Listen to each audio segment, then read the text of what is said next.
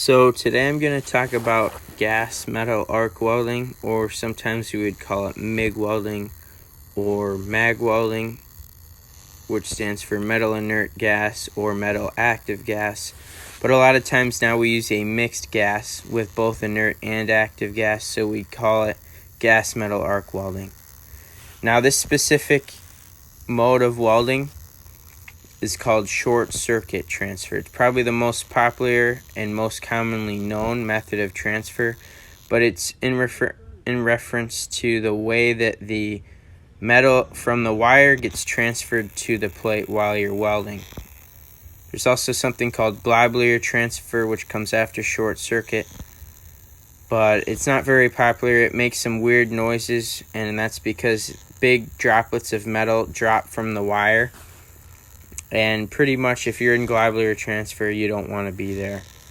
I do have a clip coming up of spray transfer. Spray transfer is when we have a high transition current and we actually form droplets that are smaller than the wire that get sprayed into the weld. You can see it's very bright.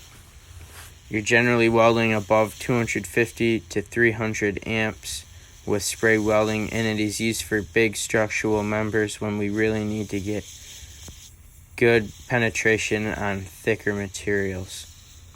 And it's very popular because it's so quick and effective. Then there's pulse spray welding, which is when we have spray welding, but it pulses with a peak current, which is a higher current that sprays, and then a background current, which kind of controls the heat input, and it allows us to get a better puddle control and a little less puddle fluidity, but then we're able to still minimize spatter, get proper fusion, and then also weld vertically up and overhead, whereas with spray itself, you cannot weld vertical up or overhead. It is limited to the flat and horizontal position. And it's very popular. It's getting a lot more popular today because of how effective it is at getting proper fusion, higher rates in travel speed, and just overall control. This is a short circuit weld I did vertical up.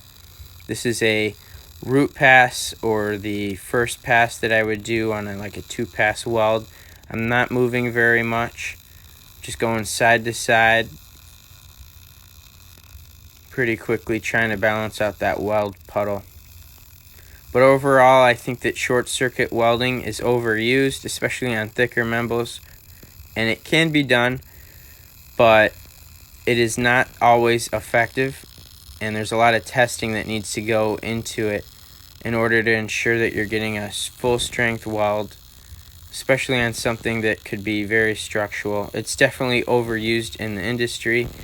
You can see short circuit makes a sound kind of like bacon, and that's because the wire shorts out with a fairly low current, and it repeats the process several hundred times in a second. Here's some pulse welds I did. They can be extremely aesthetically pleasing. Here's a root pass being done on a pressure vessel. MIG welding is generally the quickest, or one of the quickest, welding processes, and it is very popular for doing root passes in production settings. But again, you gotta have your settings dialed in and your land and gaps dialed in as well. But you can make really good root welds with MIG welding. You can also do repairs or backing welds as well. And then you can weld pipe all the way out with it. It's just not that common. Pressure vessels, a big component of them is MIG welding.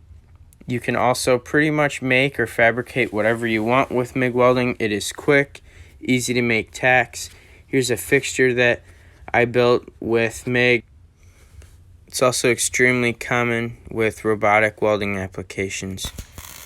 Here's a quick program that I did programming a welding robot, and MIG welding is the preferred method. Especially now with pulse spray transfer being so popular, you can weld extremely thin metals and thicker metals and still have all the control that you need. Overall, MIG welding is a big player in the welding industry.